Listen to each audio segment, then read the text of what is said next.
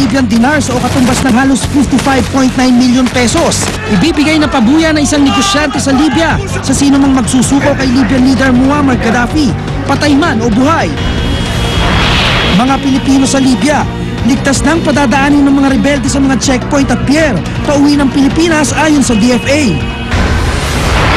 Isa sa 2 sospek sa massacre sa Silang Cavite, hawak na ng mga pulis. Isa na namang bata, patay sa dengue. Warehouse sa Valenzuela, nasunog.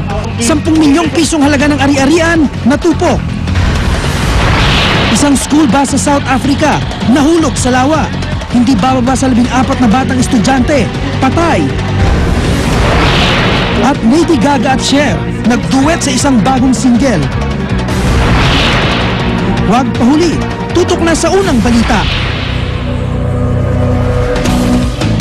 Magandang umaga, narito na mga unang balita.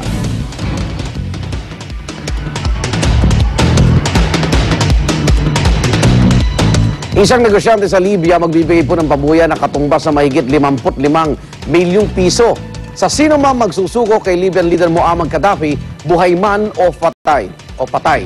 Isang babae po nagpakilala namang anak ni Gaddafi ang umapila sa kanilang mga taga-suporta na huwag susuko sa pakikipaglaban. Narito ang report. Sa gitna ng pagdiriwang ng mga rebelde, wala pa ring nakatitiyak kung nasaan ngayon si Libyan leader Muammar Gaddafi. Kaya naman ayon sa National Transitional Council, isang negosyante raw ang nag-donate ng reward money na ibibigay sa sino mang magsusuko kay Gaddafi, buhay man o patay. Ang pabuya, 2 million Libyan dinars o katumbas ng halos 55.9 milyon pesos. Bukod dito, bibigyan din daw ng amnesty ang sino mang galamay ni Gaddafi na magsusuko sa kanya. Isang babae naman na nagpakilalang anak umano ng Libyan strongman na si Aisha ang tumawag sa isang TV station doon para hikayatin ng mga taga-Libya na magkaisa kontra sa NATO at international forces. Nanawagan din siya para sa patuloy na pagsuporta kay Gaddafi dahil siya raw ang nasa tama.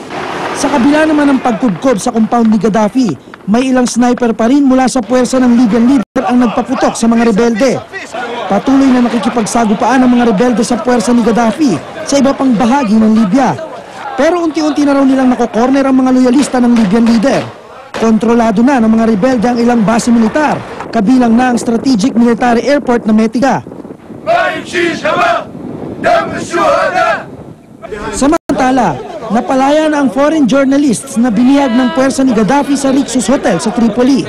Sa tulong ng International Committee of the Red Cross, sindo ang mga bihag at inilayo mula sa hotel. Wala namang nasaktan sa 35 mamamahayag at 2 foreign politicians. Para sa unang balita, Dante Perello, reporting.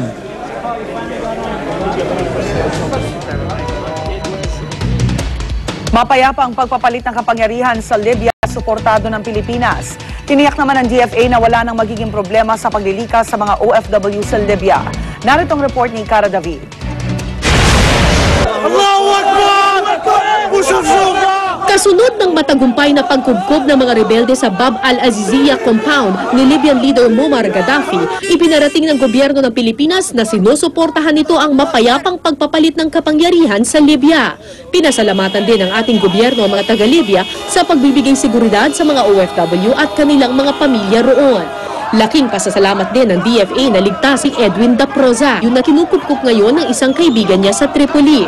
We were able to contact the wife of the Filipino engineer who went missing after the incident of ransacking the housing units in Tripoli.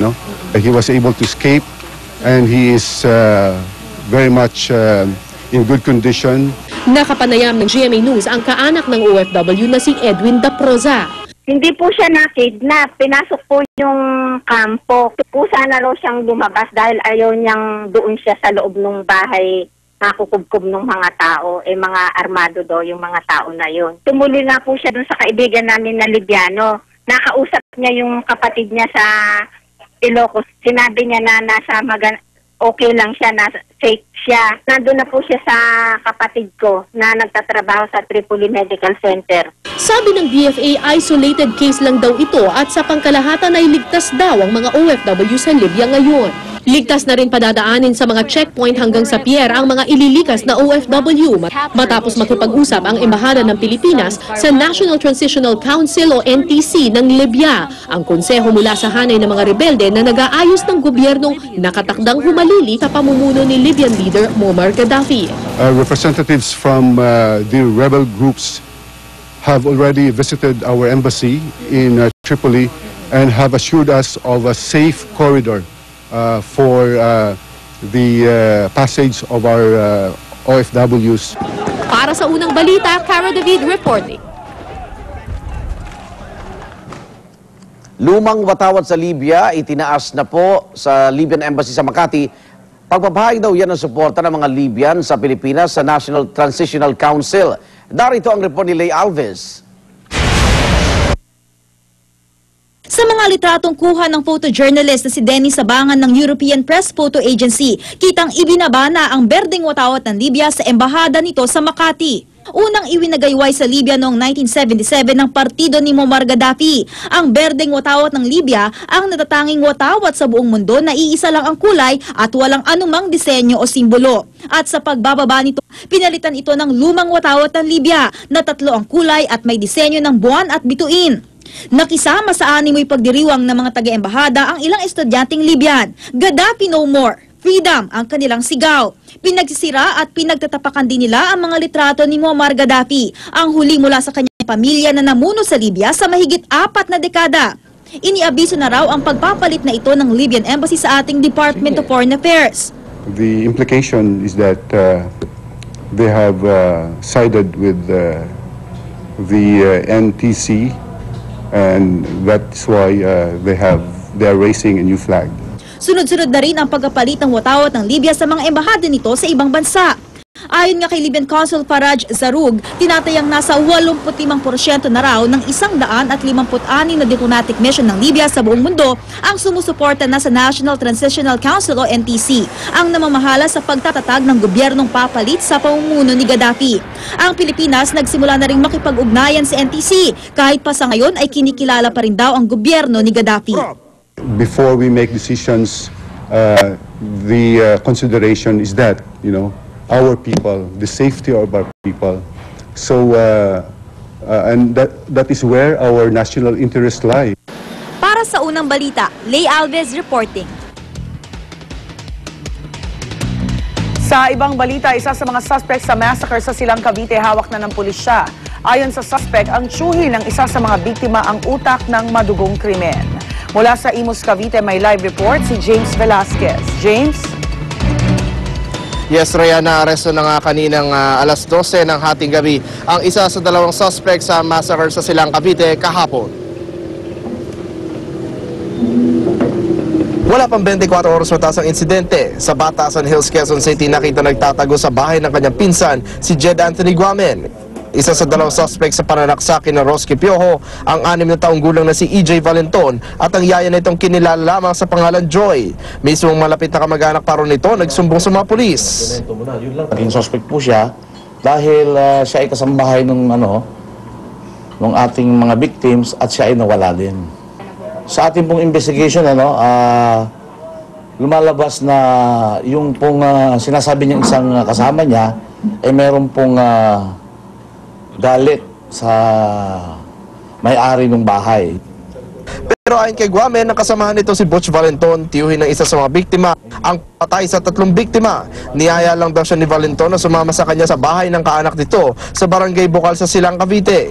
Kinausap muna ni Guamen ng kaibigan si Roski Piojo, isa sa mga biktima. Narinig pa nga raw niya sumigaw si Joy at si EJ. Maya-maya, sinugod raw ni Valenton si Piojo at inundayan ng saksak si Piojo. Umamin si Guamen na siya ang humawak kay Piojo na pagsasaksakin nito ni Valenton. Tapos pumulang si Roski, may kutsilyo, sinaksak niya. Ano ginawa mo na? Hinawakan ko nung pumiglas po si Roski. Hinawakan mo? Siyempre, pag nakaligtas yun, siyempre masasabit din po ako nun. Hinahanap na ngayon ng pulisya si Valenton na tinakasan mo ni Guamen matapos ang krimen dahil sa takot na baka patayin rin daw siya nito. Rhea, umapele yung mga kaanak ng biktima. Bagamat di sila humarap sa media, umapele sila na kung sino man yung nakakaalam daw ng kinaroroonan nito si Butch Valenton na isa na raw ay makipagtulungan sa pulisya para daw mabigyan ng hustisya ang kanilang mga mahal sa buhay. At yan ang unang balita mula di sa Cavite. Balik sa inyo, Rhea. Maraming salamat, James Velasquez. Isa na naman bata na